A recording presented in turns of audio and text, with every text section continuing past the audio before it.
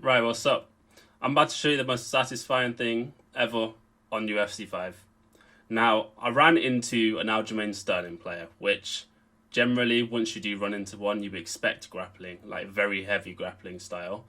But this one wasn't just a heavy grappling style. I knew it from the first 10 seconds, I knew what kind of fight it was going to be. It's as soon as they lean, they'll go and lunge sideways as if they're going to do a slip hook. They'll slip into a clinch and just constantly spam that the whole fight. So I'm about to show you something that I'm very satisfied about. I was using Umar Nurmagomedov, which I love in the bantamweight class, and he recently just got an upgrade, so I might just have to do a video based on him because his new upgrade. It's not a massive difference, but it's better. Like you can tell, you know what I mean. So maybe I should do one on that, but right now you're going to see this is when, before his upgrade, I just used him and replaced an Aljo player, and I'm about to absolutely kick his ass, which I'm very fucking satisfied about. And I'll explain on the way through things that I was doing, what I was thinking, and you can see for yourself. Right, so as you can see, it's given me the bantamweight division. I'm currently division 19 in this video actually, because we had a couple bad fights, which I'm not going to lie about. It gave me like I don't know which ones are with it. It's a couple of the women's weight classes, which just fucked me off, honestly. I just can't do them. It's that simple. I just don't like them. So yeah, I tend to use like Molly McCann in those classes, but you can see we'll start the fight here. You see exactly what comes as soon as the fight starts. Just having a normal fight, everything seems okay. Give him a little jab hook, work his body a bit. Now, this seems fine. I expected grappling to come anyway, regardless. I just thought he was going to strike a little bit first, obviously, in this situation. But you're going to see exactly what's coming here. I don't know why I threw that flying knee. I like to try and be a bit more dynamic. I need to figure out a striking style for myself. There's the first one, and he's going to spin me around here like a fucking carousel. So that's exactly when I knew what was going to happen. That's why you can see right now, I'm just absolutely trying to shred the fuck out of him as soon as he comes anywhere near the pocket. And what he's doing is he's slipping this way and he's coming into the clinch. So my thing is, I'll just throw round shots, that's it. And obviously, he's taken my back there and just jumped down. I'm comfortable in this spot because it is Umar. And then I'll get back to backside, and he's going to just constantly try and take my back. He looks for a submission this whole fight, like there's nothing else he wants to do. So here he gets me in the rear naked choke, tries to get me into mounts, gets there, and he's going to do some ground and pound. So I'm okay staying here, but what you want to do, when they're slipping into the clinch, you want to throw a round shot like a hook, or an elbow. Elbow works as well, but you want to make sure that, because sometimes they are smart, that this guy was a little bit smart and sometimes he would pull on my shot. So you got to make sure when you're doing it, pull, because also when you do pull after your first shot, it can dodge the clinch as well, so you've got another bit of an escape there. So you want to make sure that you're aware at all times of these kind of guys, otherwise you're going to be in deep trouble. He's on top of me currently, he's not really doing any damage. He's kind of just throwing shots down on my block. He did hit me with an elbow, but nothing else is really happening at the moment as we're getting back to half guard, and I'm sure I'll go up to sprawl in a second. Yep. That's something that many people quite don't know about. You can just get up to sprawl quite easily, but it doesn't work against everybody. So my level players do understand it, as I'll stop him from taking my back there. And I tried to take his backside, but the game always does this thing where it just doesn't let you do it, and it takes them back to side control. So I guess I'm going to go back here. I denied the transition to try and get back up, but he's going to get back to backside, and from here I'm going to go to full, and he's going to just look to posture up from here, I imagine, in a minute, just to throw some shots. No, I'm going to get back to I'll go back to my feet actually. I don't know how he didn't deny that, but I want to just throw a couple more shots in the round. See, that head kick at the end of the round does register. And I always check the fight stats because in my head, I might not have won that round because of his control time. What I knew I needed, I need to rock him or I need to drop him in the fight. So that is going to be my heavy focus for the next however many rounds that are on. So it's a 3-round fight. I need to, I was like, okay, I've probably lost that first round just because of his grappling. So I really need to rock him or drop him. Which, given the striking difference between Aljo and Umar, I knew it was very possible. And I knew I'd be comfortable on the ground with him. He doesn't really want anything to do with the striking, but he's taking me down again there. And what I do, I use that sometimes because people don't really expect you to do it, and they will pre-deny going to like side control or trying to go back to half guard. So what I just do is sometimes I will try and catch them off guard with a get up. I still come here. There you go. Slips into it again. Gets me in the cage and I get out of it. This is clinch after clinch and it's spinning me around again like a fucking Ferris wheel. And that's what I hate the most, by the way.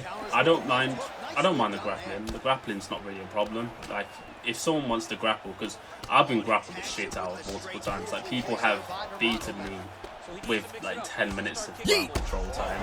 As I rock him and drop him down, I knocked him down there, and now I know, and I've dropped him again. So I know I've took the round regardless, because he's gonna get me down. Because the game has way too many ways to actually get someone down to the ground. But I know I've won the round, so he's just going to do everything he can to submit me now. But yeah, the thing is, I don't mind clinching. Clinching's fine. It's a mechanic in the game. But when someone's spinning you around to that extent, I denied him going back to school there, they're gonna. You can't physically get out of that. Like, it's so impossible to get out of. He's gone into a dash choke here, tries to go. I knew he'd try and transition, so I've gone ahead and reversed it and gone into crucifix for a little bit. It didn't really work. And now here I'm just comfortable. I might just sit here for the end of the round, to be honest, because obviously he's going to try and get me into some kind of thing here, but I'm not really. I don't business with it. Why is my phone pinging off? Chill out, bruh. And then so here I'm just chilling. We're all good. He's going to go for another takedown. He's going to pull guard, and I knew he's going to pull guard. So all you have to do in those situations... What the fuck? 1 second. Okay, that's good. Right, no, all you have to do is... Okay, fucking hell! My bad. So, when someone is trying to pull guard, all you have to do is just hold R2. Because... it's just very simple. Like, people don't know that.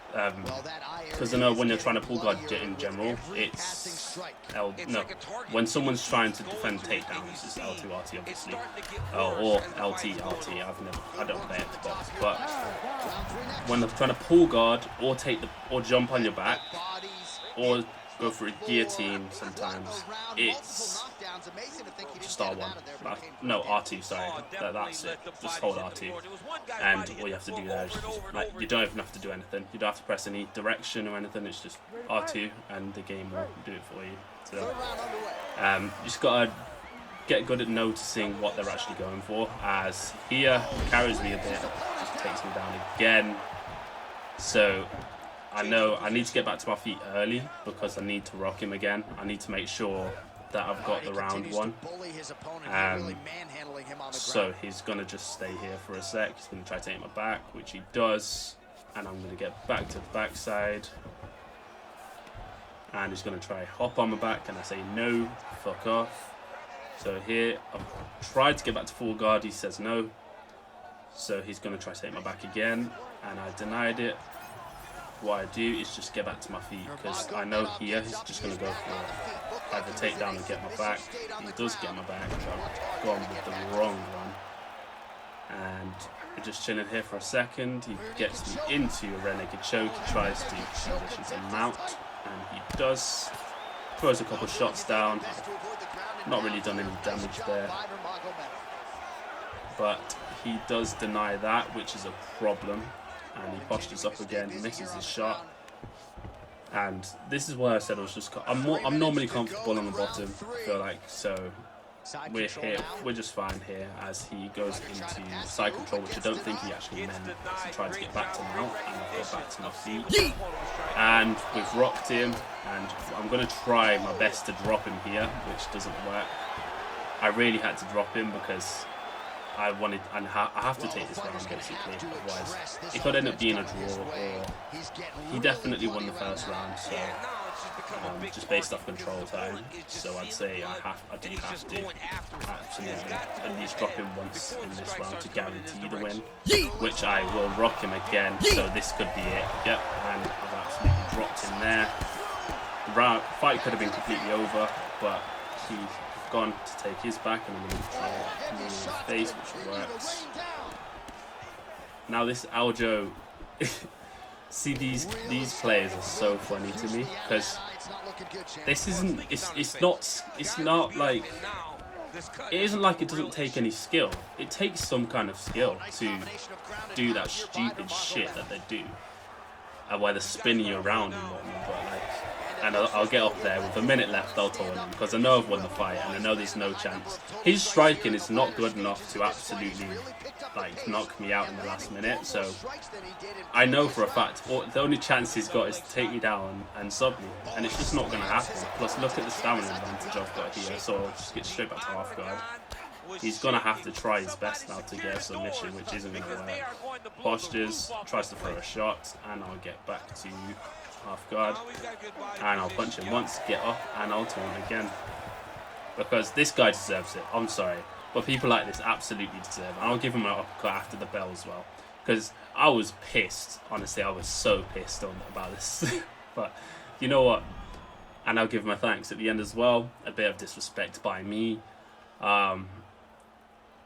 But you know what? Like, he just didn't really show me any threat. Like, as long as it was 30-27, I did win the first round as well because I did more damage. But that round one could have gone either way, so you really have to make sure you do win the rounds.